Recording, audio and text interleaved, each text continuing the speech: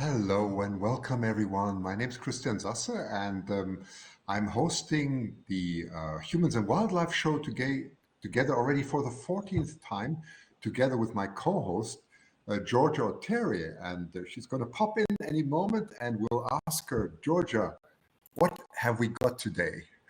Hi, Christian. Thanks for the introduction. So, today we're talking about how to make a good quality backyard habitat for bats and bugs and birds. And you've got the birds, I've got the bats, and our guest for today, Isa Betancourt, has the bugs. So, welcome, Isa. Hi, so excited to be here with you both today. Yeah, thank you. So, for those of you who don't know, Isa hosts the weekly Bug Scope. So, she's an entomologist. She studies bugs, and we thought that it would be a great way to round out like this session on how to create good backyard habitat for wildlife. We have a lot of different types of animals covered. For those of you who don't know, part of the inspiration for this episode was that Isa and I used to be roommates. And so until, a few months ago, we lived together and we had a beautiful backyard that had lots of native plants. And it was, for a suburban sized backyard, it was really nice habitat. But then we've since moved, and neither of us have backyards that are as good now. And it was a little bit sad also to, hand over that backyard to new owners and not know what was going to happen to it. So that was some of the inspiration for our episode today. Like as Isa and I are rebuilding and trying to figure out how to bring like those best practices to our new homes, we thought that maybe we can help all of you to also create good wildlife habitat. And welcome to everyone in the comments. Thank you for joining, and please let us know what questions you have about how you can create great habitat. So, Isa, do you want to talk a little bit about your transition, your recent geographic transition? Sure, yeah. So I've been hopping around locations since the main move over back in August/September. And like Georgia said, our house in Ann Arbor, Michigan had so much awesome wildlife in the backyard. I really was taken aback by it and super appreciative of it. I always found something really interesting when I went out there and especially like not just like, oh, this is a cool bug, but it's like, oh my gosh, this is a cool ecological interaction of bugs eating bugs and birds eating bugs and like I saw a jumping spider eating mating beetles. Like it was eating one of the beetles that were mating with another beetle. Like all sorts of weird things and really exciting things were going on. Seemed like a very healthy ecosystem. And it was just Yeah, every time I went outside, Isa was like, Georgia, come look at this. Like I couldn't come in or leave the house if Isa was outside without having something very exciting in the insect world pointed out to me. So it was fun. yeah, it was awesome and uh a beautiful place to be. And then I moved to um my other location in Atlanta, Georgia, where I have family. And the difference was huge. One, there is a forested area in the backyard, so that does provide habitat for certain wildlife. Like at nighttime in the morning, I'd hear owls, like barred owls, and that was really cool because I hadn't experienced that at other places I've been. We also got to see a baby copperhead snake, which was at the front door on the front doormat one day. So definitely some other types of surprises from being in this other location, but it was also a bit disheartening because in the front yards in this neighborhood, they were very, very heavily manicured. And when I stepped outside, I often smelled the smell of pesticides. And so, to be clear though, because I learned this from talking with someone who applies pesticides like this, someone who is a neighbor of my family in the Philadelphia area. Sorry, someone who does that for a neighbor in the Philadelphia area. And apparently the conventional pesticides that are used, they don't have a scent to them, which is even more daunting because there's no indication it's completely invisible when it's applied.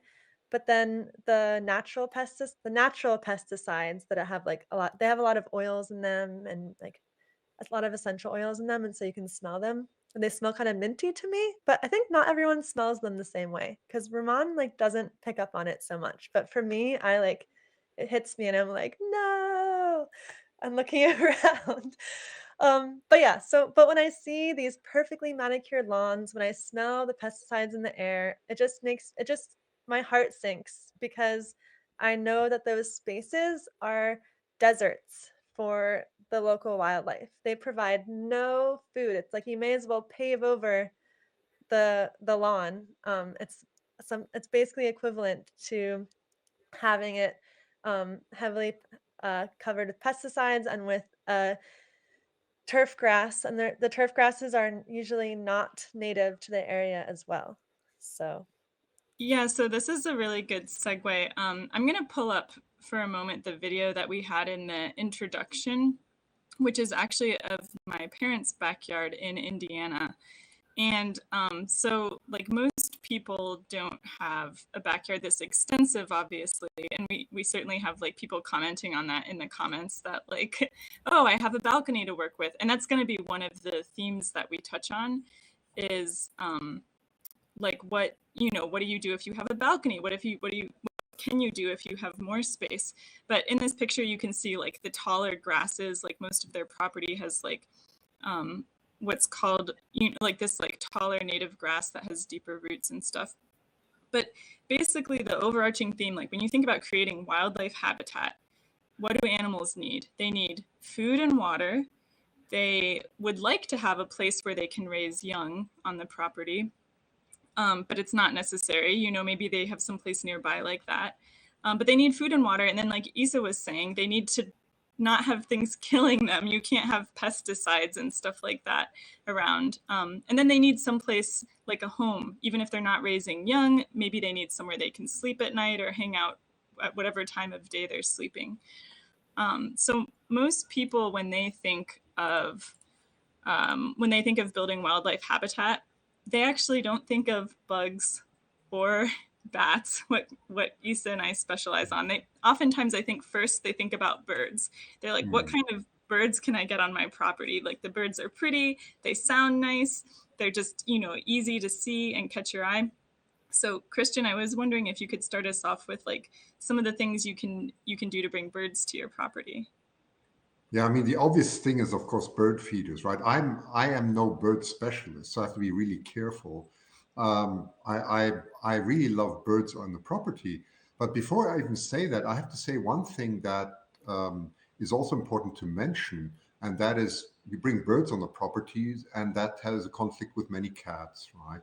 It's actually not very well known that the main cause of over 1.3 billion birds, or I think the statistics even 2 billion birds worldwide comes from non-owned cats, which is really disturbing, right? I mean, that's the cat's instinct, nothing against the cat, but it's like everything we have to take responsibility for the pets. And many people, I see it in our neighborhood all the time, just let their cats out. I understand why. But the consequences are devastating. I see so much of that. Sorry, I just had to divert a little bit No, because that's perfect. That's another threat, like yeah, pesticides. Yeah, there's humans, so yeah. it's about, like, reducing the human caused threats, like pesticides, cats, Mhm. fake fescue grass that doesn't do anyone any good, and then, yeah, increasing, like, food, water, and yeah. Yes. And I mean, you probably know more than I do about this, but it's a balance, like everything is, right? There are good sides and bad sides. As soon as you put out food and feeders, you have to take responsibility all year round because birds will change their migratory patterns. They will even go through physical changes. The hummingbirds that we have, and that's something I like to talk about, have gone definitely through changes. We have more hummingbirds than ever. They've never been so far north as Vancouver and so on, even here in our area here in Kelowna. That's all because we have feeders, but you can't just then stop in winter because many of them won't migrate. So either you do it properly and you do it especially through the cold season when it freezes, you have to take responsibility no matter how uncomfortable it is. That's really my main point. Yeah, and David Howden brings up a point, and we've had people ask about this before, actually, but David Howden says an interesting paper published recently questioned whether bird feeders were unambiguously good. It caused some controversy, and I think there there's several ways where you can go wrong when trying to bring animals to your property. So part of the controversy with bird feeders is that you're creating this space where like lots of diseases can pass between birds. It's this like concentrated feeding area that might not exist otherwise. Regardless of like what food resources you're providing on your property, you need to be a little bit careful about what risks you're exposing the animals to potentially. So one of those risks can be disease transmission, but another is like a bird feeder can attract small birds to an area where they're very vulnerable to hawks, for example, or your cats, you know what I mean? So if you put a bunch of like bird food on the ground, the birds are going to be on the ground where they're more vulnerable to predators. And ultimately there's some degree of like, well, the animals are making their own choices. Like the little birds know about hawks and what kinds of areas are like scary in terms of hawks. But they don't know about things like disease spread, and they don't know about things like, oh, this food is here, and then suddenly it's gone for no reason. Suddenly it stops appearing. It's I know not that behavior. Yeah, go ahead. recently there was a disease, maybe it's still happening, affecting songbirds, and so different societies were advising people who have bird feeders out to take them in to try to prevent the spread of the disease. I don't remember the details of it, but I know that was very recent. Yeah, going Yeah, on so with it. sometimes they recommend things like cleaning the feeders and stuff. And I think that's what Christian's talking about when he says like you need to be a responsible bird feeder owner. Like you clean it periodically. You don't put out tons of food and then suddenly have no more food at all. Things like that. Yeah. Yeah. Christian, any other tips? Like, Well, do you ever try to put like a brushes or like dried sticks near the bird feeder? That way, the birds have somewhere close to go and hide in. I've seen people do that yeah, before you sometimes. know, Sherry Mattis just brought a very good point. And that's exactly the problem I run into is the rats. I mean, they're so smart. You know, we'd started putting up beautiful bird feeders in the garden. We thought we'd doing them a great favor. And the next thing we had were rats all over. They climb everywhere. They jump. They're so Right. smart. So we had to remove them again. So yeah, I see that point, and we never found a solution to that, by the way. So all I can say, you have to really be aware. Every household is a bit different. I definitely would be very careful with pesticides. As someone just brought that up, you know, the usual.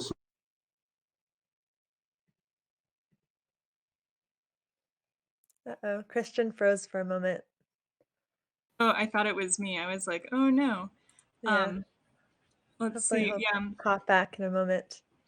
yeah. I mean, a lot of these things are good not just for wildlife, but also for people and our pets potentially. Like if you have a dog out in the backyard, like you probably don't want a lot of pesticides in your backyard because guess what? Humans and our pets are also animals. Sorry, Christian, you cut out for a minute. Oh yes, I know. I saw myself freeze. That was it. I saw it. Yeah. It's okay. Yeah. Anyway, I'm sure you answered that on pesticides. We earlier, of course, especially with raptors and pesticides, they are they're one of the main killers of raptors. We had a lot of experts talking about the subject in the cycle. The same with lead poisoning and so on. Yeah. So. Oh, right. Yeah, yeah, that's the thing too, is that it can accumulate in like the raptors will eat the rats that got poisoning and it'll go through the trophic level and accumulate in different animals, which is part of the problem as well. But just to quickly show something about hummingbirds, that's my favorite topic. I would just like to show. I mean, hummingbirds are really easy to take care of. Let me see. Now, Isa was saying before that yeah. Oh no, it is working. There you go. It is actually working. Yeah, that's one of my favorite subjects is of course because hummingbirds are so beautiful. We have the Anis and the Rufus hummingbird. And what I was interested in was their bifurcated tongue because it's incredible. So I filmed this in slow motion. I built a special feeder for it, and of course without disturbing the hummingbirds. That's really important.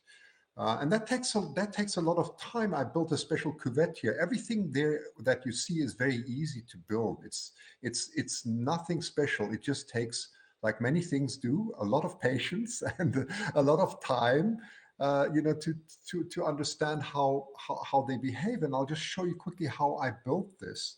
Let's see if I can put this one up. Oh, sorry, no. This is my Let me new just. setup George, I just wanted to for put that on filming full screen. hummingbirds with a high-speed Oh, here, let me, camera. First of all, a very strong light source, there, it should be full screen now. a Why computer. isn't it going? That's the Strange. high-speed camera. Oh, is that there. the problem? Maybe it's the same problem that. Oh, there And it that's is. the modified setup of a hummingbird It's going a bit too slow. That's my fault. feeder. I think And you I have can the same see problem as what I Lisa sort of said. put a coupon It's not playing properly. Oh, bed well, we onto can it still so But that I kind of can see get them clips, yeah. hovering Yeah, unfortunately, the sound is coming a bit abruptly. But what and you see also there, that's the film feeder. how the tongue So will I move put inside. I built a special type of The cuvette that you cuvette. can see that I pasted along the side, and I gave the hummingbird the choice whether it wants to sit or whether it wants to fly, because some people would say, you know what, you can't be cruel, they shouldn't fly, but hummingbirds don't behave like human beings, they don't sit down, and eat, they're very different. And what I actually observed is that many prefer just flying stationary, where my finger is pointing, and actually getting the sugar water with their long tongue through that little cuvette. They prefer that rather than sitting down, because their feet are actually not very much. They're very weak and not made very much for that. And so what I did is I put some powerful lights on, but not to blend the hummingbird.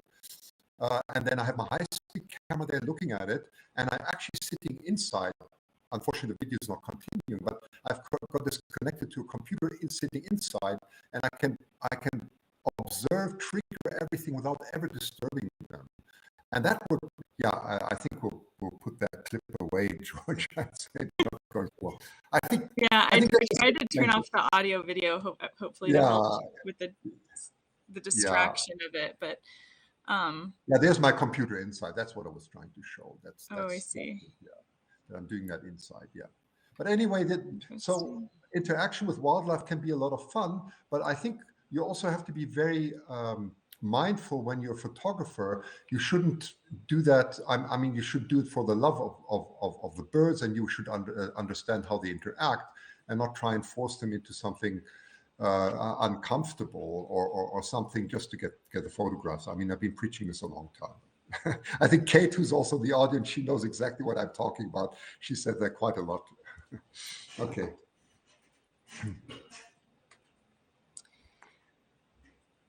Yeah, unfortunately, it kind of comes down to like there's no perfect answer. So like, that people have a lot of good and very specific questions about, people brought up like preventing disease spread at the feeders, and some of it is based on your locality and the problems there. Like you are going to have to do like some research, but we talked about some best practices like cleaning the feeders and stuff. I want to take a quick little timeout real quick to say thank you for the people who gave awards so far. So thank you to David Dunn and David Howden and Frankman. We have two of them gave HAPS Fall Awards, which fall is a great time, I think, to start thinking about what it is that you want to do to your yard in the coming year. And one of the things related to fall, at least for areas of the world that are currently experiencing a fall where we have lots of deciduous trees dropping their leaves, is to not necessarily take away the leaves from your backyard if you want to have good wildlife habitat. Isa, can you tell us about that? Yeah, totally. This is where I'll bring in the idea of, yes, leaving those leaves there, because it is part of the habitat. It helps protect the ground. It helps add nutrients to the ground. There are a lot of beetles and grubs and the ground is an extremely important location for animals when it comes to surviving winter. For example, tortoise beetles spend the winter in the leaf litter or in the ground as adults, and it's this whole area that like I think there's a lot to there definitely is, not I think, there's a lot to discover with it because it's so opaque. It makes it hard to understand or discover exactly what's using the ground, but we know it's a lot of different organisms, and it makes sense if you think about it because in the ground there's a lot of protection from the frigid desert-like environment that you get from winter, because the deeper you go in the ground, the more protected from the moisture.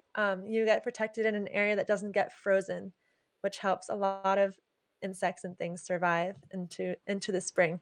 And so when you Yeah. leave the leaves, it helps protect that surface and provide insulation. I have to click real quick because it's not just bugs that hide out in the leaves. We have this picture of leaf litter with, I don't know if you can see it, but right front and center, there's a tiny little bat That's so cute. that's actually nestled in the leaf litter. So some species of bats will spend the winter nestled down underneath the leaves for warmth. And even in areas with snow, then like the snow falls on top of the leaves, but the bats are like buried in the leaves, trying to keep warm in there. So, I mean, maybe you don't want your bats in your yard, but if you do, try to leave some leaves. Yeah. That's Yeah. incredible. Wow.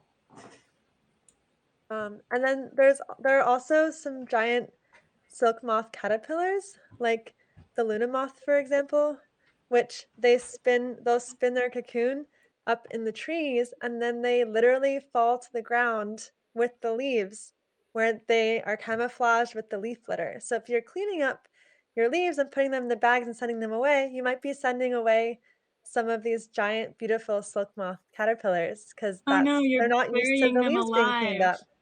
Yep.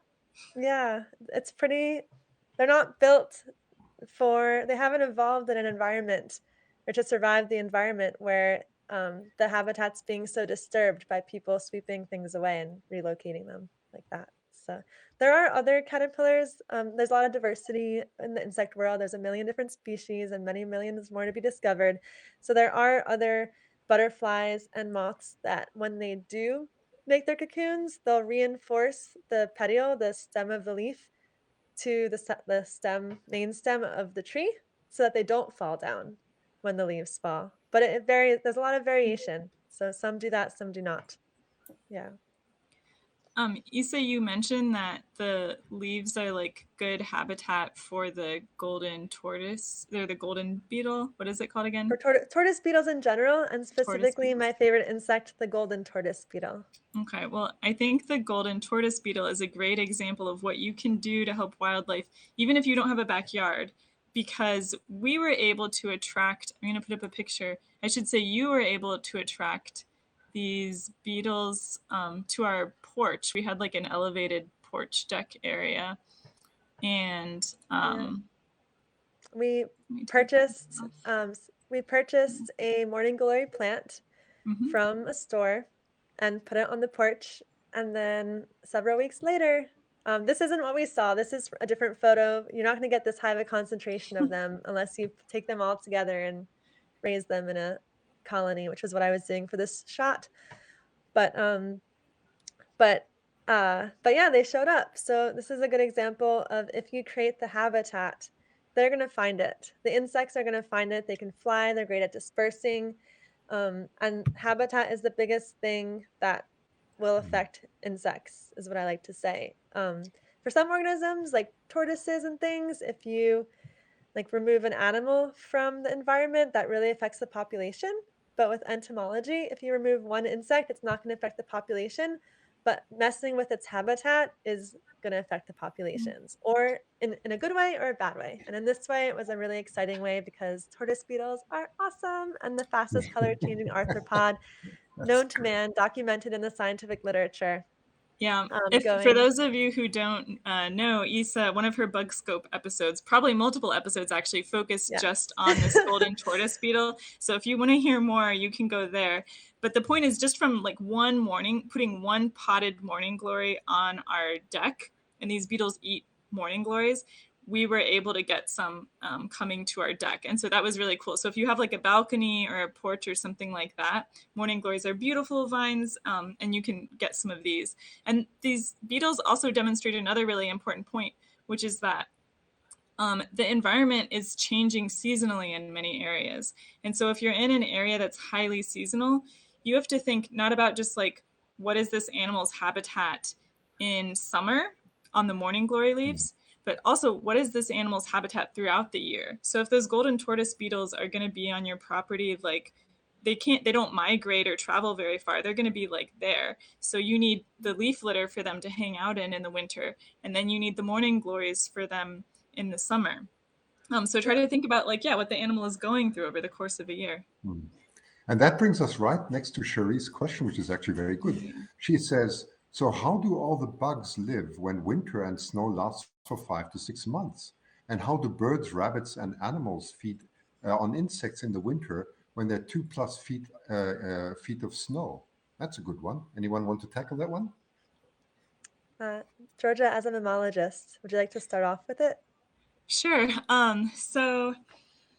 Basically, like animals have a few different ways that they can deal with really cold temperatures, right? They can sort of like pause themselves, like they can go into like hibernation or torpor, or plants do this too, actually. Like that's why a lot of plants lose their leaves. They're just kind of shutting down, cryogenically freezing themselves for the winter, Yeah. even Well, perhaps. if you don't mind me adding, like with Uh-huh. plants, what happens is they take the nutrients out of their leaves and send them down to their roots to store them for store the nutrients for the winter, for example.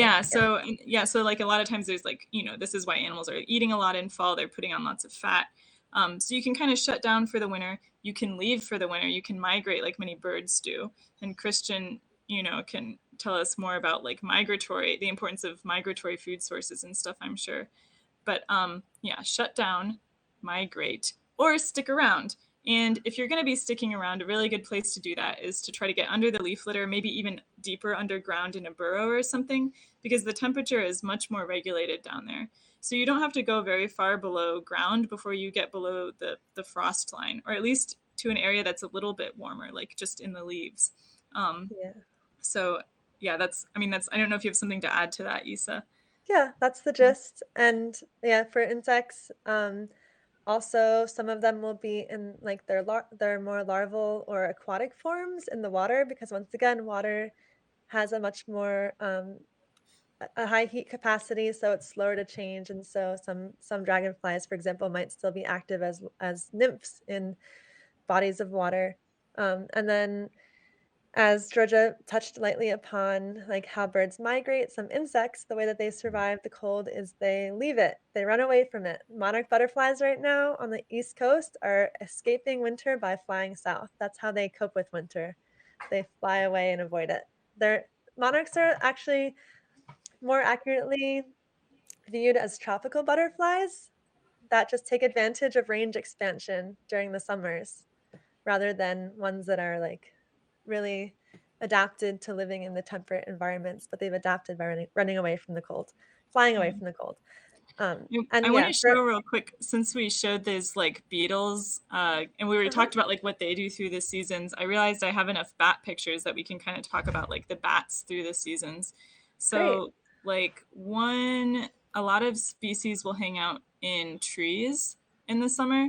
So this is a picture of like a shagbark hickory, which is a really good species of tree if you want to have bats on your property, because well, I'm going to make the picture bigger so you can see it better actually, but like it has this really naturally shaggy bark that always looks like it's peeling off a little bit. And the bats can like crawl up under there, and they basically like to hang out like under the big flakes of bark. And so naturally, most bats live in a lot of bats, at least in northern areas, live like in dead trees. So here's another picture of like a dead tree that's still standing, but it has like bark peeling off, and that's where a lot of the bats like to hang out. And then a replacement for this is bat boxes, which is the picture on the right. But a lot is if you don't want to have dead trees standing around on your property, which a lot of I people encourage don't. I encourage dead trees though, because there's so Yeah. many things that enjoy them, because you can get mushrooms or fungi, which I know people can look at as like, it's a mushroom, but there's really cool mushrooms out there. There are woodpeckers that will come and eat the bugs that are enjoying the trees that are dead. There's a lot of excitement that can come from a Oh dead yeah, tree. like dead trees, if you can get away with leaving them, definitely do, because they're like a really like a really rich biodiversity standpoint. They have tons of animals and species on them. But And the thing is, if you lichens have and a regular size yard and you don't want a tree to fall on your house, right. it's reasonable to not want to leave the dead tree standing. So like Yes. species like shagbark hickories are a good option for that. And another alternative for bats, at least, are these bat boxes.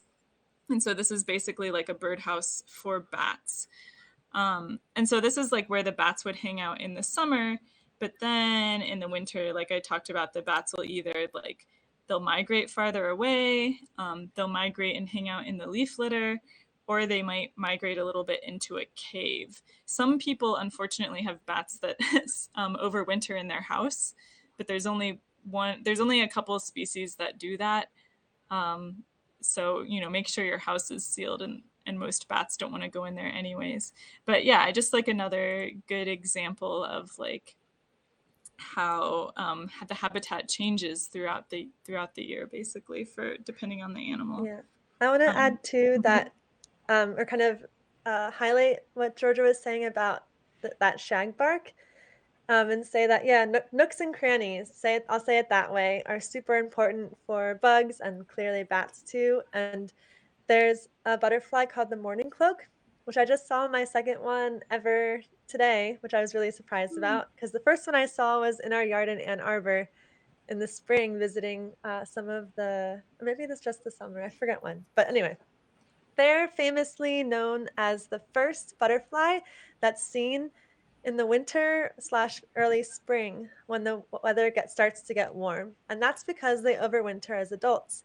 And they overwinter in nooks and crannies, in logs, I bet you under the shagbark sometimes, in little places like that where they can slip their fully adult formed butterfly bodies. I'm very impressed by it. And I would love to find one at some point. Isa, I think overwintering. we're dancing around something that we actually haven't said specifically, but that's really important, and that's native plants, native yeah, we trees, haven't. native flowers. Like those are the things that are creating the habitat that your native wildlife wants, right? Yes, that's and the food, the yeah, sustenance. yeah. And for those of you who aren't aware, this is actually a big conspiracy that me and Christian and Isa have here, because okay, it starts with you bring the native bugs, you lure them in with the native pollinator flowers. But guess who likes bugs? Many beautiful species of songbirds are insectivorous, meaning that they prefer to eat bugs. And most species of bats are insectivorous, meaning that they eat bugs as well. So we had a question way back. I'm embarrassed, I can't remember if it was David Howden or David Dunn, but one of the Davids asked if there was such a thing as bat feeders, and I was like, yes, kind of. Bring in the native insects and you will have the food source for the bats and for many beautiful species of birds. Yeah, plant some native plants that one are native to your area, and two will bring a lot of insect species, and then voila, there's your bird and bat feeder. That was David Dunn. Yeah, I see. I think it's 95% of terrestrial birds rely on bugs as protein to raise their young. And so with someone mentioned earlier, the insect decline, and yes, that is a serious concern because of so much habitat loss and climate change, both of those things. Habitat loss for many different reasons, from pollution, pesticides, climate change is a cause of habitat loss, development, all sorts of different things contribute to this. It's been called by entomologists death by 1,000 cuts because of so many different contributing factors. I lost my train of thought, but yeah. No, it's totally fine. Really I think Gentleman Ghost was asking earlier about like the insect decline, and several people were like, that's a huge topic. You should get Isa to do its own episode on that. So maybe that's something that, if you're into that kind of thing, definitely follow or subscribe to Isa if you haven't already. Yeah, it's a really big one. Yeah, we've talked about, one of the things we talked about was like making a place for them to breed or raise babies, and like the bat boxes that I showed earlier, that's like one thing, right? So like hundreds of bats can fit in that one little bat box. Actually, it's quite amazing how many can squeeze in there. And a lot of species of bats, actually maybe most, they raise their babies together in like big maternity colonies. That way at night when it's cold, they can leave all the babies together, and the babies kind of help keep each other warm. But so bat boxes are really good for raising baby bats. And Christian has some really interesting footage of building a place for birds to breed, though. Yeah, well, that's so. If we go, I'm going to talk about an eagle now. I don't know if that's what you mean. Yeah, let's go to eagles. It's very interesting because it comes back to what Isa was mentioning in the beginning when she was talking about her, her grandmother's house and Mm. how much she finds there. And we actually find it's mainly, of course, through David Hancock, the eagle biologist, where I've learned this, that a lot of, a lot of uh, a lot of people come to us and they say, well, we suddenly had an eagle in our backyard. And when you look at the backyard, you'll find it's usually an old backyard with an old Douglas fir, spruce, pine tree, and so on. You'll find these very old trees that are at least 100, 150 feet tall or so. And that's actually the type of habitat that eagles need. And many people say, well, why do we build them nests then? Why should that even be necessary? And you can see that in the picture there, it's David Hancock um, building a nest there. And he does that. He's been doing that for many years. So why do we even bother? Isn't it that just like a big bird feed? And the reason is that we actually, the human beings, have destroyed so much from their habitats. They don't have these large trees anymore where they used to go and choose. It's just like you choose your home. You don't just choose any home. You choose the home that you like. And eagles need very sturdy trees. They also need trees with certain structures. You have to think about their wingspan when they come fly in, when they land. They need to be protected from the sun so it doesn't get too hot, right? They need to be sufficiently high up. There shouldn't be too many branches, and there has to be a really big bowl to build. So all this that infers a lot of special trees that are getting less and less possible for eagles to get, and that's why you're finding more and more artificial nests for eagles in cell phone towers and others. And so let's go back to the story now of building them. Building an eagle's nest is actually very difficult. You need a steel structure because you want to have something that lasts for a long time. So first you get a steel structure built or welded, and then you have to get these huge branches. And we're talking about these old branches. I don't know if you've ever seen an eagle fly against, really ramp against a tree. I've watched it. It's amazing. And then you hear a big branch just going whoops, just like that, and the whole branch falling down. And it's if you've never seen it, you'll get quite a fright because they come there with incredible power when they build their nest. And an eagle can carry maximum about probably 4 or 5 pounds. So the branch can't be too heavy. It has to be thick enough so that they can build a good structure with it. And usually these nests can they can weigh somewhere all the way from 200 pounds all the way to 600-700 pounds, and they have a depth about 3 feet and a width about 8 foot. So it's quite a structure, right? And so there are fortunately these backyards, and I don't know about the States, but in Canada, it's not a problem. I know in the States, there's also a person in Texas that I interviewed once who had a wonderful eagle nest in their backyard. And it's again, these old trees, I think in this case, it was an oak tree or so, that is very suitable. And then, of course, it's wonderful because that would be my dream to have an eagle nest in the backyard, but I don't have such a tree, right? But if you do talk to people like David Hancock or so, they can help you, also raise funds so that you can possibly build a nest for them there, and that they can have a long-term home. And then when they are gone, when they migrate, which is somewhere, well, it depends, of course, on the area, but on the Pacific Northwest coast, it's typically beginning of, let's say, beginning of August, mid-August, they start migrating, and they return to the nest very early, like right now, end September, beginning of October, and they're very timely. So there's only a small window that you have to either repair a nest or to install a camera. What David Hancock has found, which is very interesting, is if the eagles will see you interfere with a nest, they will not come back. And that's really severe. It doesn't seem to be like that in all areas, but in our area, it's definitely like that. So the window of time that you have to help wildlife is very small. Yeah, and I thought just Well, I thought that. believe I know you're lamenting your lack of trees in the backyard, but I think when we had David Hancock on the show a couple episodes ago, I think he was talking about how sometimes they even just put up a big like pole with a like platform or something, That's right? So exactly right, no Georgia. That's excuses, exactly right. Christian. That's No, or some exactly that. excuses. Yeah, that's right. That's right. And it's actually a good a very good point. But it has to be a very high pole, right? So yes, you, Yeah. you can actually build that, and it's a good idea if you have a backyard and you want an eagle's nest there. But the only thing you have to be careful of, Georgia, is again exactly what David said.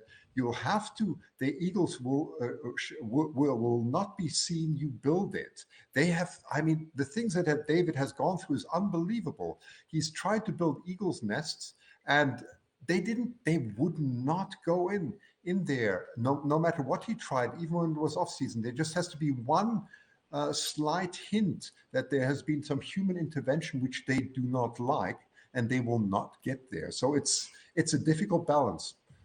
Ospreys are, by the way, wonderful. I Yeah. just have to mention that quickly. It's not in my backyard, but I've got a wonderful roof camera on the roof. I'll do it another time when they come back, and I'll show you from my roof camera. I'm looking straight into the forest, into an osprey nest. I just had to say that.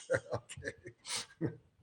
Yeah, the bats can be similarly. I don't think they're quite so picky about the about like if they know that people are messing with their bat box, but they can be very particular about the placement. So I think something a lot of people don't realize. Well, let me put up this picture of the bat box again. Like Sure. people often put bat boxes like you can put it on a pole, you can put it on the side of your house, you can put it in on you can attach it to a live tree, but often you don't get as good of results then. I think because the bats just associate like a live tree with like something that's not going to work out very well as a house. But the really key thing for bat box placement, in addition to it being kind of high up, is that you want it to be clear underneath. So I'm gonna show this video real quick that is actually, it's a little bit dark, so it's hard to see, but it's me releasing a bat. And so I'm holding my hand up really high, and then the bat like drops and then flies. So bats need a lot of clearance underneath the bat box because they have to like drop out of something and catch air under their wings in order to start flying. So they can't have like a lot of like little tree branches or anything like that under the bat house.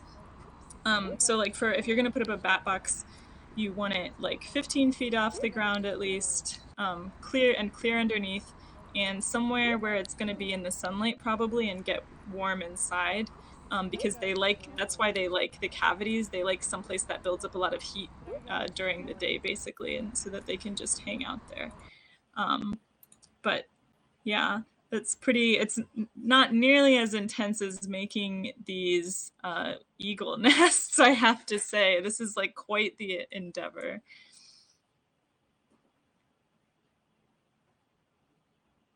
Yeah. Isa, do you have any like oh, Christian, you're muted, sorry. Oh, sorry. I just wanted to say, let's jump to the other extreme. Okay. That's for Georgia and Isa to answer. It's really the habitat as a balcony. It was mentioned before. That's the other extreme. What kind of habitat can you build on your balcony? I'll let Isa maybe go first for that, because I think for the balcony, I think if you have a balcony, like birds and bugs are where it's at. I think like bird feeders and having like native plants and wildflowers. Yeah, I think Yeah. I was gonna say it seems like we could just bring Frank on for this one because he does have plants on his balcony and makes produce and things like that, and has seen many bees and um, ladybugs come by as well. And so, like, if you do, like, there's totally you can have container plants out there on your balcony and have like butterflies visit. You can have pollination plants out there, or like plants that are rich in nectar and pollen, which will be really loved by your local insect community. They'll come by, visit. It's not necessarily like the best place for many insects to overwinter because of the fact that you don't have the ground, and so you don't have that natural ground temperature control from a soil leaf litter situation. But still, there can be some organisms that will burrow into the soil of the plants in the potted plants that you have there to overwinter. Perhaps some moths will do that, for example.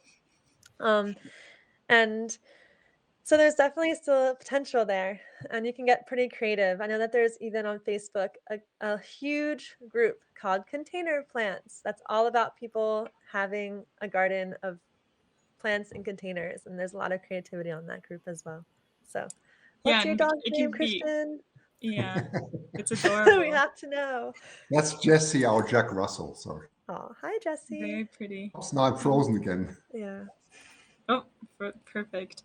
Yeah, I mean, just like it's hard, Yeah. it's also hard on plants to stay outside on the balcony over winter, right? Because their roots are above ground, basically. And, you know, we already talked about how being below ground and below the frost line is important for successful overwintering and mediating temperatures. Yeah. So, I mean, you're definitely like restricted with what you can do with a balcony, but starting with like having native plants, even if they're just like seasonally ephemeral plants, is a really great starting point, because those native plants again are going to bring like insects and maybe even some birds. Like we also had sunflowers in a container on our porch, and we would have like goldfinches coming to the sunflowers, and we stuck out like sometimes you can put out fruit or something, so like people will put out like orange slices for Baltimore Orioles and things like that.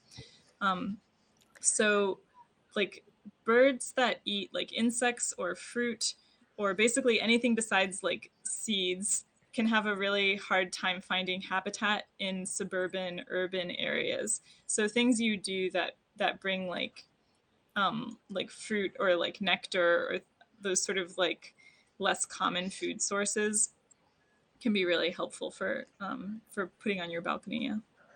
Yeah. Yeah. David Howden is bringing up a good point about ideas of how people can identify what's in their garden. So if you do choose to move in this sort of direction and make some changes, it can be really fun to keep track of what you're seeing, and grow the list of what you're seeing and seeing how your changes are changing what you're seeing, basically. And so you can make a list, a bird list. You could just write it down, and or same with butterflies or birds, pick a certain taxa or group of organisms. And if you want to get like really into documenting it, you can of course, I encourage you to get field guides, hardcover books to help you sort out what you're looking at. But then there's a lot of great resources online, including one of my favorites, which is iNaturalist, which is basically like Pokemon Go in real life, where you can post a picture of what you see, and then it'll help identify it. And other people in the community of iNaturalist will also help you narrow down what you're seeing. And if you go on there, you can follow me at Bug, and we can see what it helps build community, and I can see what you're posting, you can see what I'm posting. It can be really fun that way. Yeah. So Molly brings up this really important point about her bat boxes, and it reminds me of something. So she said earlier that she had some bat boxes under her third story eaves, I believe. And I asked her if she had any bats in them in the comments, and she said that all 4 of her bat boxes are full. Wow. And it did take a few years for them to be noticed. I think the first bats told their friends because all of a sudden all of them had bats. And Molly, you are exactly right. So animals take a lot of social cues from other animals. So the bats, like it can take years and years for like any bat to find the bat box. But once some of them find it, you're suddenly going to have a lot of bats potentially, because they're creatures of habit. They go back to the places they know. And they're also creatures who are taking like social cues from other animals. And this doesn't just apply to the bats, though. This applies to any kind of like wildlife habitat you're trying to create. So maybe you put out a bird feeder and like no birds notice it for a long time. And then like one bird notices it, and then suddenly you have like 20 birds. So don't be discouraged if you're making these changes to attract wildlife to your balcony or your yard or whatever, and it takes a while.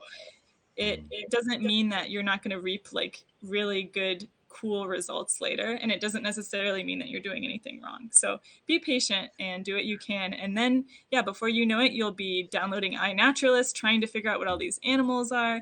You'll be friends with Isa on iNaturalist and seeing everything that she's identifying. And I mean, if you have kids or something, like, or if you're just a person who's interested in seeing what's out there, having animals in your yard is really cool. You like identifying the different species, but there's like all kinds of activities for kids, like making little casts of footprints and stuff like that that you can do if you have like enriched your surrounding environment this way. So yeah, you can get creative too, and yeah, make a checklist for yourself and see if you can find the same things you found last year this next year. You can make a bingo sheet for your family and scramble it around and see if you can find all the different organisms first. All sorts of things you can do. Yeah.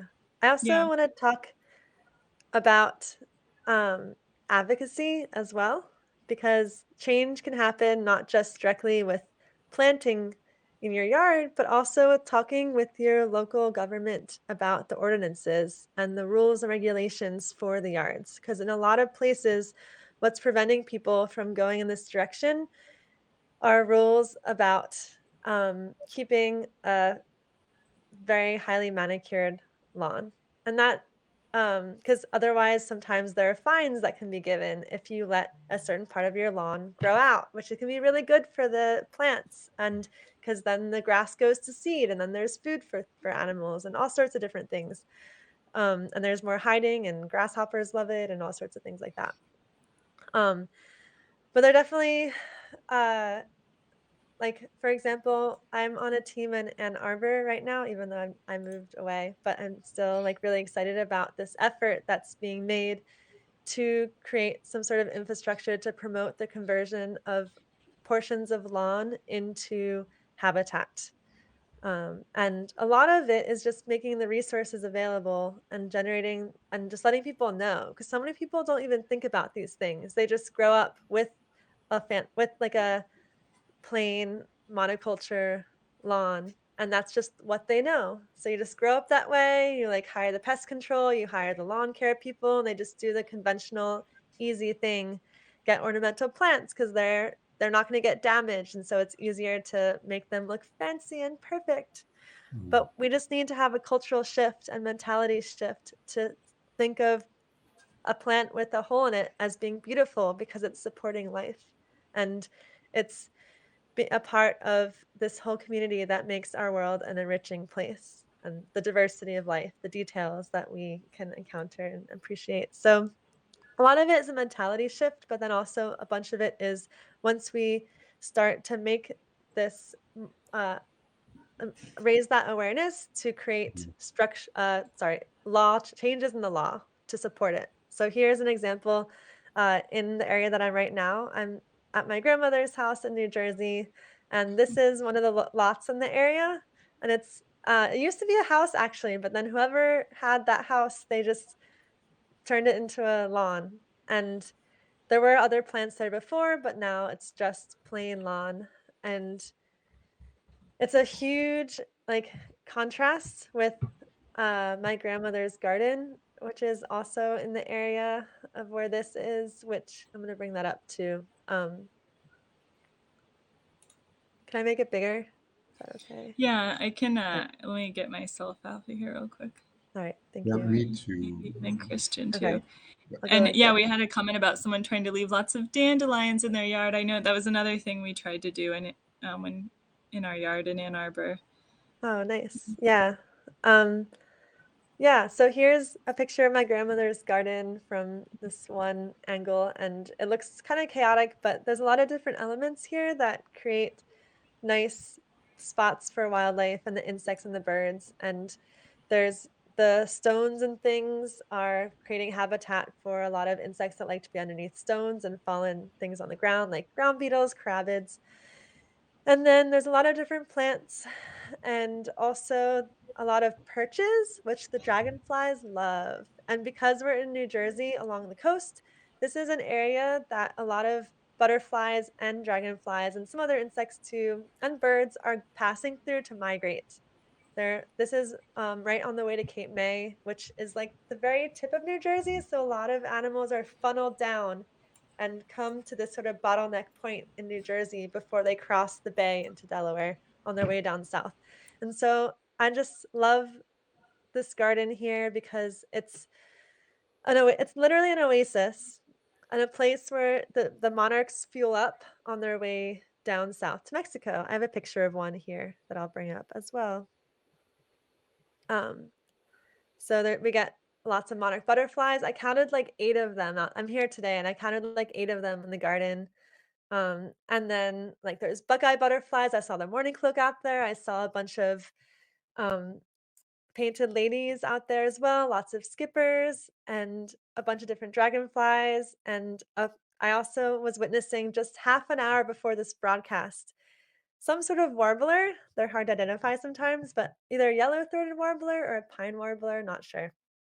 That was sitting on one of the plants out there that had flowers, and it was foraging. I was watching it as it hopped up and tried to snatch at different bugs that were visiting the flowers, and it was really cool to see that. And um, yeah, it's just like I'm very grateful for this space.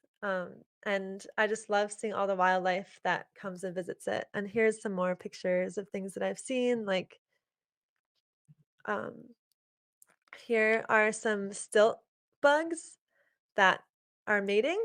So to explain the picture a little bit, the one insect that's on the left side and holding on to the plant is the female, and then the other two are males that are trying to mate with her. And there are like a lot of insects like this on this one plant, and it was really cool to see them all hanging out there in golden hour when the sun was setting. And then here's another insect, which we're on the very edge of its natural range. This is the Carolina mantis, which I also found in the garden. And you're not gonna find these like in in this habitat. Like it's complete contrast. It's completely like the opposite. So um yeah, I can bring everyone back on now. But that's Yeah, my I little want to story and comment aside. too. Like we've been talking a lot about like the types of habitat that you have in like I guess basically in temperate North America, I would say. But what you do that's like most going to help the habitat in your area, or that's most going to help wildlife in your area, like depends on the habitat. So I just want to share my screen real quick because, for example, like in the Midwest, we have a lot of water, and so it's a good idea to provide water for animals, but you don't necessarily, it's not necessarily going to be a limiting factor. But if you live in the desert, can you see my screen now? No. No? Okay. It's always kind of weird. I feel like I have to try like a couple times. Gosh. Georgia, I think we saw the screen, but you just have to share it on the main screen. That's all. We did see it. Oh, you did see it. I see. I Okay. mean, we saw it, I gotcha. but not everyone else. So. Can you click it onto the main screen then? Or when Oh, I it's not yes, there anymore. but it's yeah, not there I'll anymore. present again. Okay, now it's coming back up. Okay. There. Okay. The broadcast So, studio. yeah, if you live like in desert area or someplace where water is like more limiting, if you add water, you're gonna get so many different animals coming to visit. And again, this is like, since it's not necessarily a natural thing, there's a snake. Ooh, since it's not necessarily like a natural thing for the desert, you have to be like a little bit conscientious. You know, you don't want to do like with the birds and the bird feeder where you're creating like a big disease a disease spot or something. Like you would want to keep the water clean and not put out like tons of water or anything like that. But because it is a limiting resource and because humans take up a lot of water, it can be a really helpful thing to do to counteract some of the negative effects humans have on the environment, to like provide water in places like this. Aww. So yeah, and oh my gosh, these birds are so cute. I actually didn't even watch this video first. I just That's an awesome video. Yeah. And I want to add too that even like a dish of water can do a lot for animals. And you'll even get insects visiting as well. Just Right. make sure if it's a dish that you replace it every so often so you're not growing mosquitoes. Yeah, clean it. And so another thing, and this actually applies to like birds and bugs and mammals, is the type of water you provide is really important. Even in an area like the Midwestern United States where we have tons of water, some animals are really picky and want running water. And some animals are like afraid of like running water or fountains, and they want really still water. Other animals are like, ew, still water, it's going to be gross, I want running water. So if you're like really dedicated to providing a backyard habitat, you're going to have some running water and some still water. If you have like, I know that like a lot of species of birds are like kind of particular in which one they want. And like if you have like pet cats, for example, and like your cat really wants to drink out of the faucet, and you're like, oh, you stupid cat, like you'd never survive in the wild. Why are you so picky about wanting faucet water? Well, wild animals are actually not that different. They, for good reasons, they have preferences for like running water or still water or whatever. So yeah, you can have like a fountain bird bath and just a still bird bath, for example. Oh, and someone commented on mosquito dunks. Do you want to That's a good say something option. on It's this? a Yeah. it's that some pesticides are not very well targeted. Many of what's being sprayed, for example, in yards, pesticides are like really disproportionately affect the non-mosquito insects. Like spraying is just not an effective way to control for mosquitoes at all because of the way that they have their life cycle. But mosquito dunks are very targeted towards mosquitoes and really only affect a small taxa. It's like mosquitoes and like one related group too. So do recommend that for containers if you have a container like that you can't really get rid of in your yard. Yeah, like especially I'm assuming like if it's easy to dump the water and just like rinse it out and replace it, that's best. But it sounds like mosquito dunks are a good option. Yeah. Thank you for the teamwork award, Peter. We appreciate it. Cherie says I would put a bowl of water out on my balcony and had a couple of baby birds come every day and a weasel come drink from the bowl every day. Wow, that's Awesome. cool. Where are you at, Cherie? I want to know. I want to know where I can see weasels if I put out water. I mean, we have weasels here, but I feel like they're not that enticed by water. And Stanley Skirvin says he was thinking of installing a bird bath. Would the birds that stay in the water use it? If I heated it, would it endanger their possibly freezing after using? Ooh, that's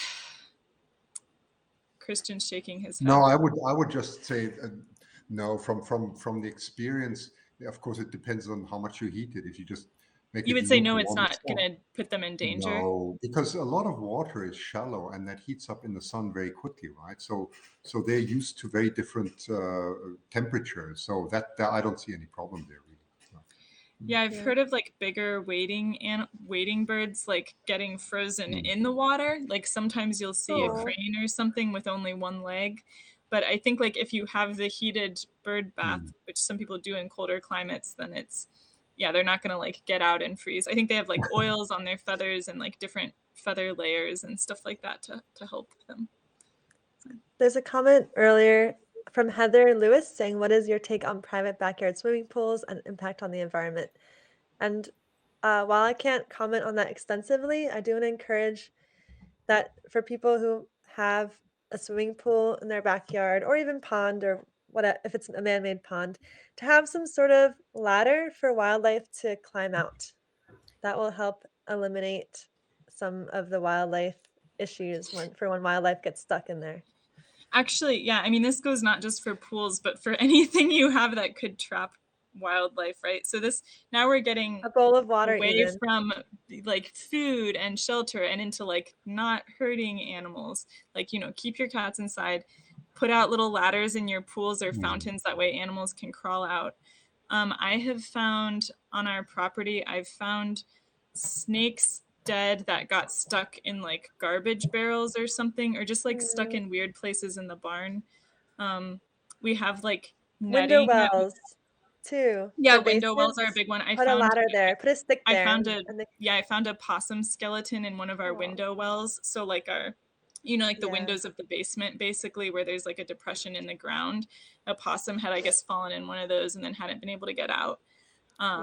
So that like can anything, be yeah, solved, sorry, yeah, with like a stick or something else that gives a way for the animals to get out themselves.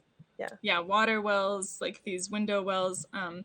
We had also like this netting in the barn that we used to cover the trees and keep birds out. But like because the netting was all just like scrunched up and put in a barrel, a Mm. snake had actually gotten like itself twisted in there and Oh. stuck and died. I actually found 2 snakes dead that way.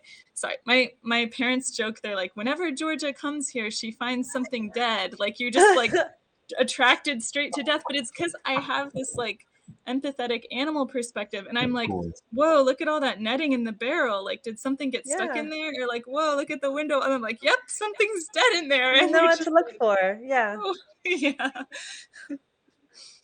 Yeah. yeah, Yeah, look out for those hazards because these animals, like we as humans have put out so many obstacles for animals that they Mm. haven't had to deal with in their evolutionary trajectory. So, yeah. yeah. It's not as intuitive as you might think. So to keep staying out of those types of like dangerous areas. So, Mhm. um, I want to also encourage people to, if you are actively engaged in making your property or even like a local, like a public, not public, but like maybe like your church or community centers, or local parks area.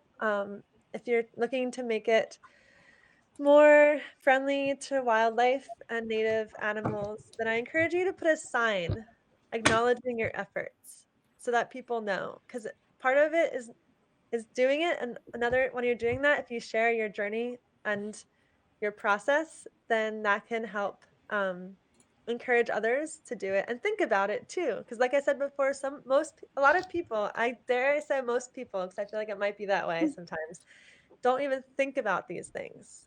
And so, starting the conversation and having an opportunity for that conversation is huge. And so, one way to do that is see if your area has a way to register, and there might be a sign you can buy, like the National Wildlife Federation, for example. I'll put it in the comments. mhm. They have a certification program, and to tell the truth, like at when George and I were living together in Ann Arbor, like I'd always like been like, oh, I need to get that, I need to get that, but I didn't get it until I was like, oh my gosh, like our two neighbors have it. Like I really need to get it so I can add to the chain of people in our neighborhood who have it. So there we go, like a social. I was Social pressure encouraged. is real. Yeah. Yeah, Or I was like encouraged by other encouragement. people in my neighborhood Yeah. to add it. It helped like pull the trigger to get it done. Right. Yeah, and like, it like you said, it could be a segue to starting conversations, but even just seeing it, like someone might be confused, like, why does this person have all this tall grass in their yard? And then if you have a sign like explaining it, or linking the idea of like, oh, natural habitat, tall, crazy grass, like this person isn't just like super lazy or something. Like Yeah. that sign is doing a lot of work for you when you're not around. You're Um, showing the mhm. value and the important stuff that may not have otherwise been considered, and also it helps counteract, commercial signs that advertise for mosquito services that are on the other side of it, so it's super important to put up these signs. Yeah, the sign is doing a lot of work for you. And that's a really good point you made. It's also like balancing out all of this other um, sort of like consumerist messaging that we're getting. Oh, Christian is And back. feel Well, free to make your own sign if you want to too, like yeah. pollinator friendly or pesticide Hmm. free, or we Yeah, love or our like wildlife and plant yeah, for it. one I can think of is like we talked about keeping your cat, we talked about how problematic cats can be, and there's some solutions for owned cats, like instead of just keeping them inside all the time. Like people have different values, maybe they don't want to do that, or the cat's just not used to that, but they have like these really bright colored cat colors you can get, Mm, which birds have a very good sense of vision. And so if you put something like really bright and big on your cat, um, then that's gonna be a lot better for the birds to see that the cat is Mm. around. And I can yeah. imagine like making a sign. I've never seen someone, but I can imagine like someone making a sign that's like, bird deterrent proof, or like bird deterrent cat or something like that. Or I guess like the cat's collar in itself is kind of its own sign. You're like, what's up with that? But yeah, we encourage you to seek out solutions and creative ways to promote and protect the wildlife and habitats in your yard. And I hope that people will get in touch with us about whether or not this episode inspired you to like do something, to make some change, like to buy a sign, to order some seeds for next year, buy a bat house, a bird house, a little bumblebee hotel. We didn't get to talk about those, but there's all kinds of cool things you can do. So I would just ask everyone here to just take like one little step and tell us about it, because we're super excited to hear. That's a great idea. Yep.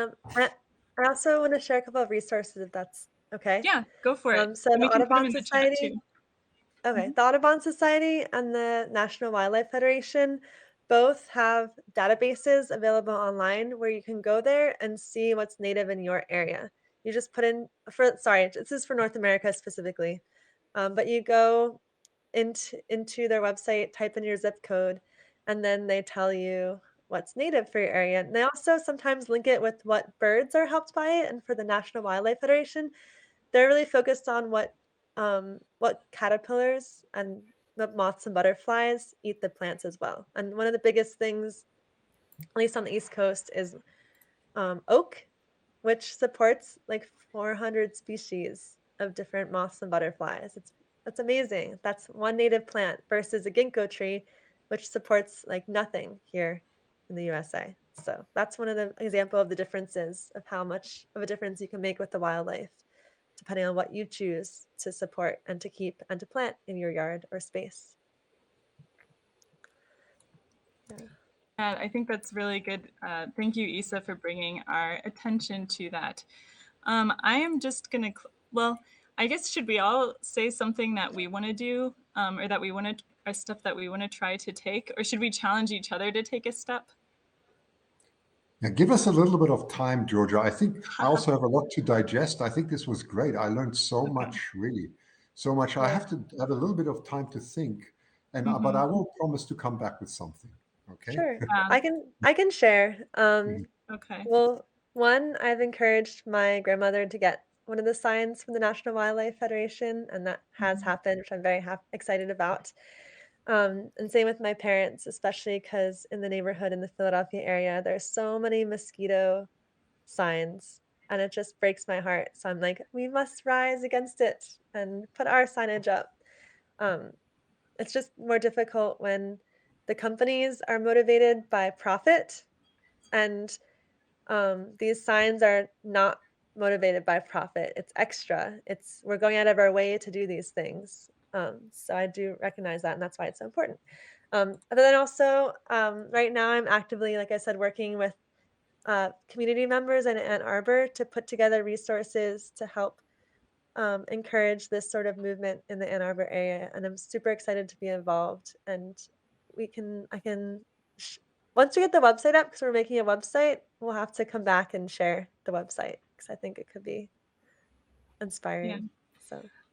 Well, I think that I'm going to get a cat collar for my cat, and I'm going to challenge Isa to get a cat collar for their cat too, which I know that Isa, you want one, but your husband is against it, correct? Because he thinks, I tried to convince him of this and he was like, oh, it's going to make Mika look too silly.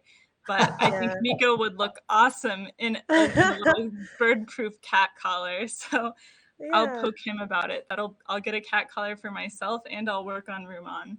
Yeah. I think it's a great idea. I can only applaud that, because, I have to come back to the beginning of, I interviewed, I forgot what his name was, Professor Peter Murrah, I think was his name. He wrote a whole book on the, on the devastating loss of birds through cats. And there's a scientific article that was published in 2013. I only became aware of him when I saw his talk, listened to his talk at an ornithology conference.